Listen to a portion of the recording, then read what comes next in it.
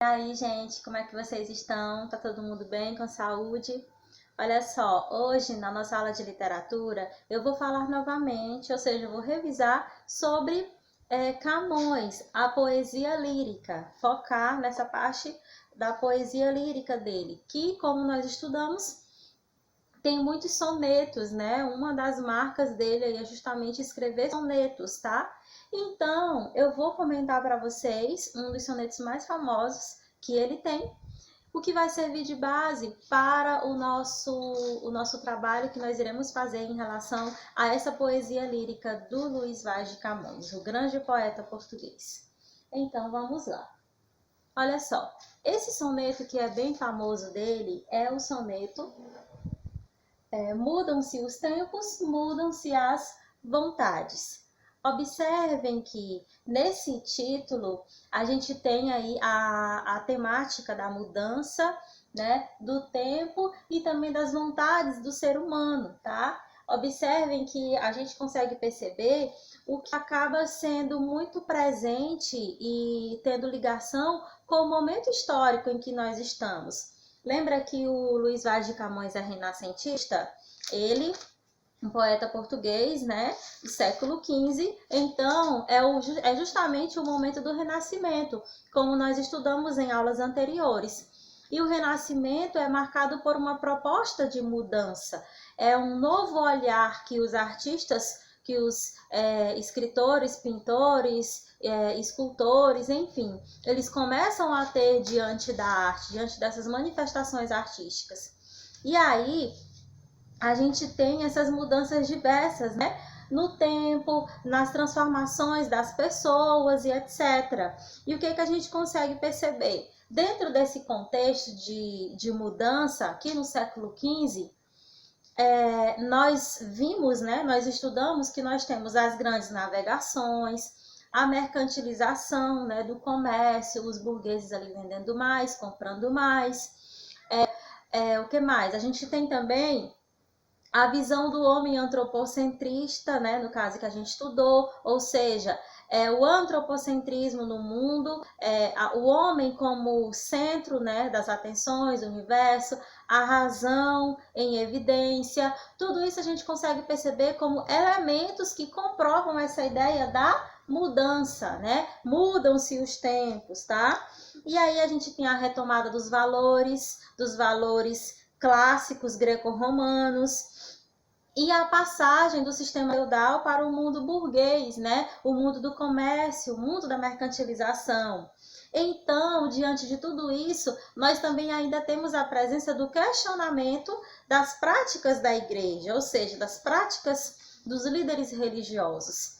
Portanto, Camões tem todo o direito de falar sobre mudança quando a gente percebe que ele está falando aqui sobre algo que está acontecendo de forma recorrente, tá bom? Então, vamos lá, vamos para o texto propriamente dito. Entendido por que ele está falando de mudança, vamos ler o texto. Mudam-se os tempos, mudam-se as vontades, muda-se o ser, muda-se a confiança. Todo o mundo, olha o mundo aqui com letra maiúscula, né? É composto de mudança, tomando sempre novas qualidades. Então, essa primeira estrofe, numa ideia de macroanálise, a gente percebe que ele vem retomar a ideia da mudança, ele vem falando da mudança do tempo, das mudanças de vontade também, e que diante disso o ser também muda, o ser humano muda, a sua concepção de mundo muda, né? E tudo isso é super aceito, né? Digamos assim, é super entendível, é super aceitável, porque é normal que nós passemos por transformações. E o eu lírico vem colocar isso aqui e reforçar que todo o mundo está sendo composto aí por mudanças. Por quê? Porque essa mudança ela acontece não somente em Portugal, não somente no Camões, mas em todo o mundo. Tanto mudança econômica como mudança pessoal, mudança de pensamento, mudança de postura, o que nos mostra a temática universal do Camões, porque ele gosta de falar de assuntos que remetem à universalidade, ou seja, é um assunto aqui que tem a ver comigo, com você, com Camões e com todo mundo, porque todos mudam, né? Então a gente percebe aqui essa universalização do tema, assim como ele fala do amor também, que é uma temática universal, naquele outro poema que a gente estudou em aulas anteriores, né? O famoso poema Amor é fogo que arde sem se ver. Então, ele gosta de falar sobre essas temáticas universais, tá? Continuamente vemos novidades, diferentes em tudo da esperança. Do mal ficam as mágoas na lembrança, e do bem, se algum houve, as saudades. Aqui o eu lírico vem mostrar pra gente a ideia da continuação, nos remetendo à temática do tempo, e falando das novidades que surgem, né?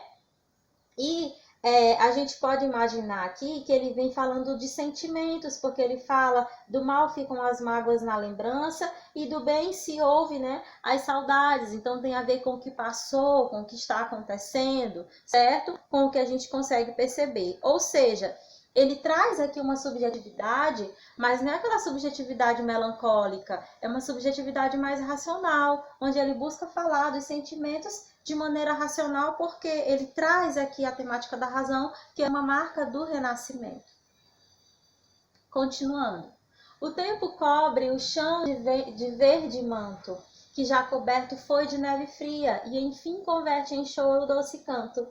Observem que nesse terceto, aqui nos dois primeiros versos, a gente tem a ideia da mudança na natureza, né? O tempo cobre o chão de verde manto, que já coberto foi de neve fria.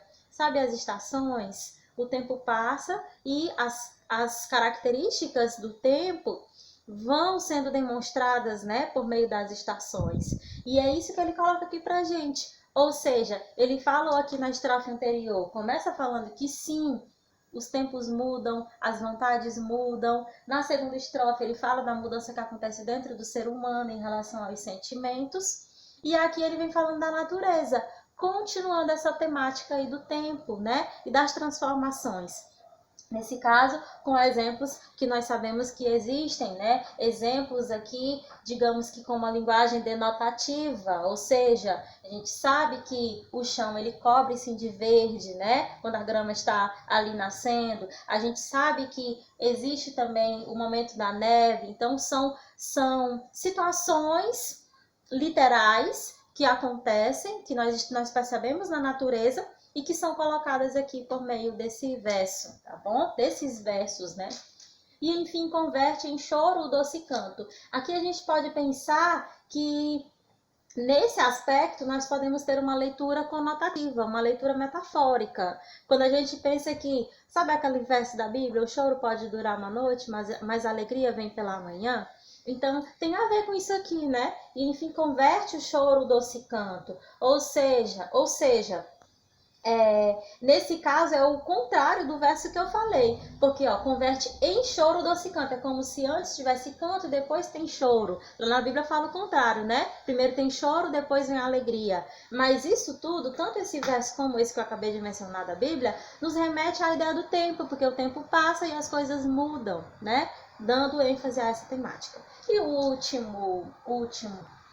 última parte, a última estrofe, nos diz assim: e afora este mudar-se cada dia, outra mudança faz de humor espanto, que não se muda já como soía. Então a gente vê aqui uma proposta que ele coloca, que essa mudança ela acontece todos os dias, né? E às vezes ela nos espanta e outras vezes não. Mas ele quer justamente focar pra gente. Olha só, outra mudança faz de maior espanto, que não se muda já como soía. Ele quer dizer que muitas vezes essas mudanças acontecem, a gente acredita, a gente percebe, outras vezes elas acontecem, a gente não tem esse olhar perceptível para isso, tá? Então, a temática aqui da mudança como uma temática universal é colocada pelo Camões, demonstrando essa proposta, né? E nos fazendo perceber como a linguagem, como vocês podem ver, mais racional, né? Mais não tão recheadas de muitas metáforas, mas assim, com uma linguagem mais denotativa, proposta da razão que o Renascimento nos traz, colocando aqui pra gente um texto simples, como é o soneto, no sentido da estrutura, pequeno, mas que traz uma grande profundidade aí na sua carga semântica, tá bom? Espero que tenha ficado claro. Vou mandar alguns sonetos para vocês, do Camões também, para a gente fazer essas análises e entender mais sobre ele. Um abraço, até a próxima.